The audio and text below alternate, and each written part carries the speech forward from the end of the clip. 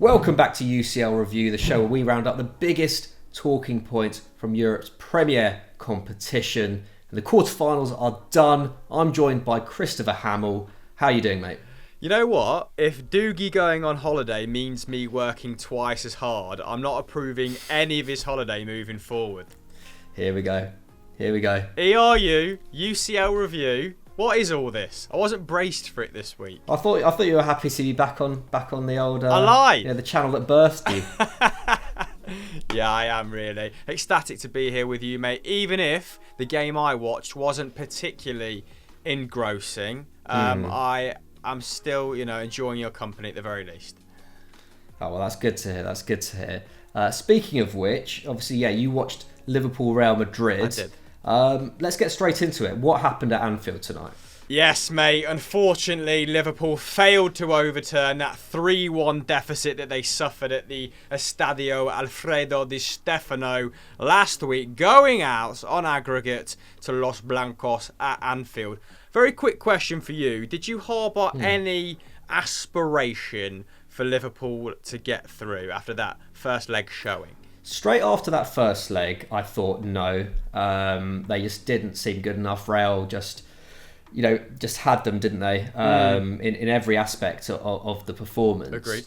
However, in that kind of hour building up to tonight, I thought, you know what? Actually, Liverpool only need 2 goals, and Real Madrid, aren't always at their best going forward. So there's always a chance, isn't there? But And there was. yeah, mate. what did you make of it, Hamill? There was plenty of chances. Well, a bit like you, I was quite negative after that tie in Madrid, and then their league form sort of picked up, didn't it? Impressive victories over Arsenal and Villa for different reasons. They now look a good bet to make top 4. So you're right in the sense there was a bit of a feel-good factor back around the club, and it was largely the same lineup. The only noteworthy change was Mane coming in for Jota, and that looked like a great move in the opening exchanges of the game with Fede Valverde at right back. Of course, Luca Vasquez has suffered a season-ending injury, and that is why the central midfielder was deployed there. That certainly raised a few eyebrows when the team sheet was released, and it looked like Liverpool might get a lot of joy out of that flank, particularly in the first 4 minutes. I'm not sure if you've seen the chance yet, but Mo Salah, my oh my, if he scores that, it's on. Another famous night at Anfield, gavel down, it's happening, because Real Madrid, I think, would have capitulated. So it's hard for me to overstate just how important that moment was. And yeah, Mo Salah's finishing just escaped him. It escaped him throughout this whole tie, actually. Him and Firmino had 8 shots between them. They put 3 on target. And I think the XG for the whole side, with 23 shots combined tonight, was only 1.2 to Real Madrid's 0.6. So it was just simply not enough to overturn a deficit of any sort. And Madrid missed a gilt-edged chance with a Benzema header, but they were largely non-existent going forward. So I kind of want to temper my praise for their defensive heroics, and there were some heroics. I'll detail them in just a second. But because I think if they would have conceded early on, they wouldn't have had a retort for Liverpool. Like, they didn't go there with any sort of attacking game plan. Although, they did shift a few parts around sort of 60, 70 minutes in. Toni Kroos came on. Odriozola came on. He went to right back. Fede Valverde went to central midfield. It injected a little bit of oomph. Casemiro, him and James Milner had a little exchange in the first half. That was quite an interesting little side narrative. But Casemiro grew in the second half. And him, Nacho, Militao, they just took the sting out of everything. They just killed it. I do want to shine a light on Trent's efforts. 5 tackles, interceptions, and 6 chances created by himself. Just to give you some context, I think Fede Valverde was Madrid's chief chance creator on the night, and he only created 2. So he really huffed and puffed, and Liverpool they bombarded the box with crosses, and then until Thiago Alcantara came on, there was no real quick interchanging around the box. It was all very sort of predictable. It became very crossing from deep, and they just sort of ate it up. But yeah, history wasn't really on Liverpool's side, was it, going into this time, McCubbin? The form book was a little bit ominous. Yeah, I mean, Real obviously have a great record in this competition. Obviously, won it 13 times, more than anyone else by far. They progressed 15 times out of 16 at this stage after winning the first leg. I think the only time they hadn't was against AS Monaco back in 2004 when Fernando Morientes famously got his own back on his old club. For anyone over the age of 25 out there. The result puts Real into their 30th European Cup semi-final, this result that is, which, just for context, the next best record in terms of getting into the European Cup semi-final is Bayern Munich on 20. They've made it to the semis now 14 times in the UCL era as well, which is another record. 9 of those appearances have come in the last 11 years. Obviously, they failed to make it even to the quarterfinals of the last 2 seasons, obviously going out at the last 16 in 2019 and 2020. Madridistas will hope they remain anomalies. Meanwhile, this was the first time Liverpool have failed to win the home and away leg of a European knockout tie under Klopp. Of course, until last year against Atletico, they hadn't lost any two-legged tie under the German manager. So in that sense, Liverpool's shine in European competition under Klopp has faded a bit, let's say. But yeah, like you were saying, Hamill, I think ultimately it was that Real defence that they just stood firm, didn't they? And they've been kind of making a bit of a habit of it with this kind of makeshift back line, even with Lucas Vazquez now out as well. But yeah, just to go into a few of the numbers, Nacho made 11 clearances, Valverde made 8 interceptions, Militao made 7 clearances as well, Casemiro 5 tackles, so it was a real balls to the walls effort from the Real back line. And yeah, I guess you could argue that maybe they should have made a bit more of an effort to counter like they did in the first leg, but I guess with that 2-goal cushion, especially after half time, maybe Zidane kind of felt that energy was best served just getting men behind the ball and making sure that there weren't any clear-cut opportunities. But very quickly, just very quickly, I just want to know, because me and Henry discussed this last night after Chelsea went through. Obviously, it's going to be Chelsea Real in the semis. Who would you be betting on out of those two? Because I think it's going to be really tight. Chelsea Real. I think still probably Real Madrid. Yeah. What about yourself? I said yesterday, Chelsea on paper I think are the better side, but Real just have a lot of Champions League veterans there who know how to get the job done, don't they? And I think that's a bit lazy of me to say that, but they proved it across 2 legs against Liverpool, didn't they? What do you guys reckon? What do you think of Real's chances? Can Zidane get a 4th Champions League? Could you imagine if that happened? Let us know in the comments below, and let's move on to Man City Dortmund. I said Man City Dortmund, but it was of course Dortmund Man City if we want to be technical. It was at the Westfalenstadion, and yeah, Man City got the job done in Germany. They triumphed 4-2 on aggregate to advance to their 2nd ever Champions League semi-final. It's the first time Pep has reached the last 4 since his final season at Bayern Munich in 2016, which coincidentally is when City were last there too. Nevertheless, it will be his 8th appearance in the last 4 as manager, equalling Jose Mourinho's record. Despite their 2-1 loss to Leeds on the weekend, City came into this with a lot of confidence, didn't they? They've won all but 2 of their previous 28 games in all competitions, which is just ridiculous, isn't it? And the omens weren't good for BVB either. They'd lost all but 1 of 7 UCL knockout ties in which they'd lost the first leg. As for team news, nothing too significant. Zinchenko came in for Cancelo at left back, otherwise an unchanged side. Sterling on the bench for the 3rd time in 4 games. Dortmund completely unchanged. Ansgar Knauf retained his place after scoring a superb goal on the weekend against Stuttgart. Royce and Hummels returned to fitness after coming off in that game as well. And they started the much better side. Those first 15 minutes looked like City were in for a bit of a scare. And like you were saying, Hammer, with the possibility of Liverpool scoring in those early moments would have kind of conjured that kind of feeling of a famous night at Anfield. Similarly, when Jude Bellingham scored in the 15th minute, it felt like this was another night where City were going to fumble in the Champions League. And in the Champions League quarterfinals was where they've come unstuck under Pep, hasn't it been? And yeah, what a strike it was from him.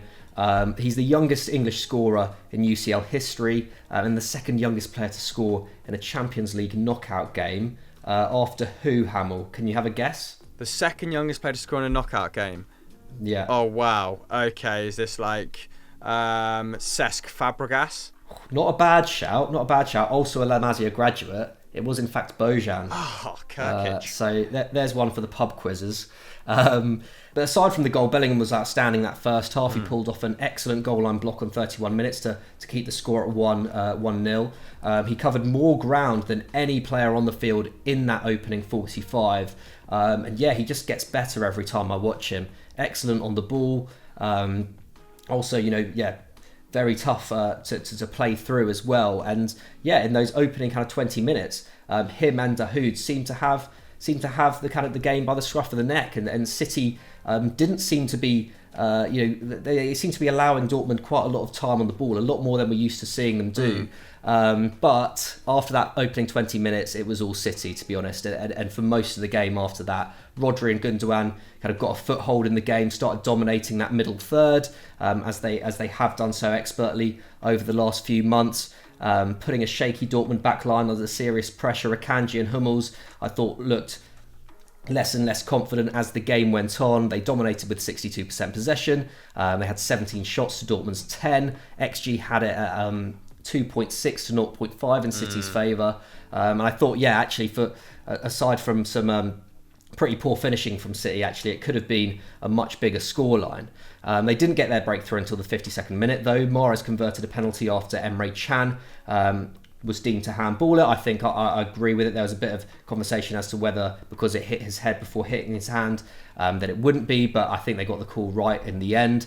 And then on 75 minutes, man of the moment, Phil Foden made it 2-1 again. Sumptuous strike from that short corner. Ultimately too much power on it, but hits probably shouldn't get beaten on his near post, but a very good strike nonetheless. Only KDB has been involved in more goals for Man City than Foden in the Champions League for City this season. And he also became just the second under-21 player to score in both legs of a Champions League quarter-final after Mbappe did in 2017. But Hamel, this was always going to be a tough game for Dortmund, wasn't it? Yeah, I mean, come on. They're clearly the inferior side, aren't they? And they continue to miss Jadon Sancho desperately. He's been out since the start of March, of course. But now they must, put this behind them and focus on qualification for next year's competition, because the odds are stacked against them at this point.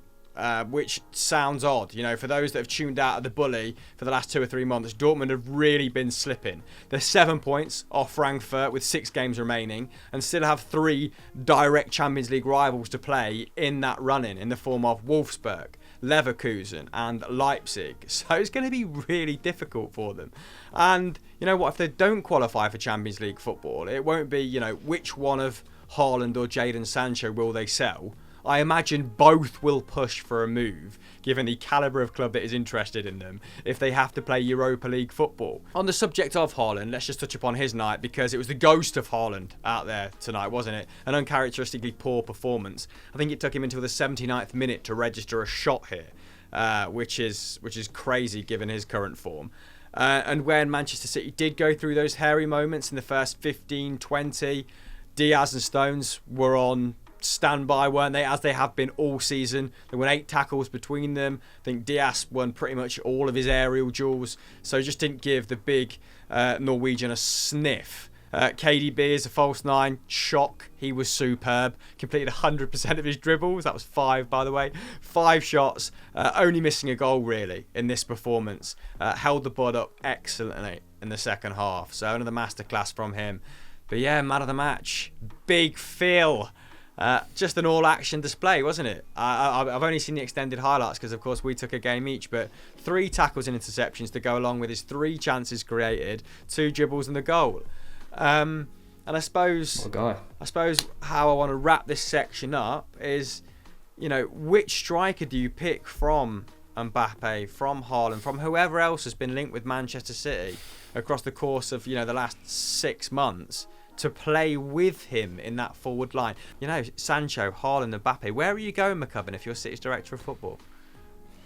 I don't know. I think Haaland has to be the way to go, doesn't it? I know you guys were discussing. Just to stop him going elsewhere. Sunday Sorry. Just to stop him going elsewhere. Yeah, I mean, he just guarantees that position for so long, doesn't he? And I know I know you guys were discussing it on Sunday Vibes fairly recently. I know Pat had his reservations about whether Haaland's actually the most suitable striker for City, but I think if you get him, you adapt to his style, don't you? And this is a player, let's remember, who like Foden is getting better all the time. I know he's been in a bit of a rut in recent weeks. I think he hasn't scored in like 6 games, including internationals now, which is I think by far the longest of his career. Yeah, I think 3 of those are internationals, right? Yeah, so I mean he'll be back to scoring form in no time at all, and it's obviously not easy coming up against Diaz and Stones twice in 2 weeks, especially without Sancho by your side.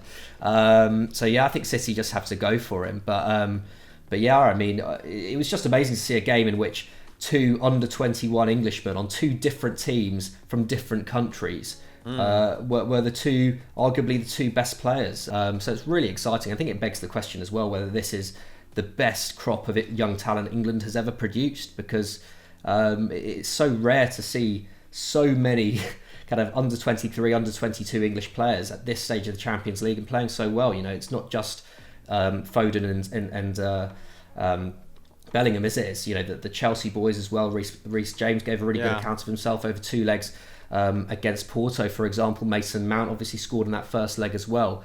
So really exciting times. People will point to the quality, won't they? Europe. They'll point to the quality of the 2002 side, but the quantity of talent England is producing at current is, I think I would agree with you, is pretty unparalleled.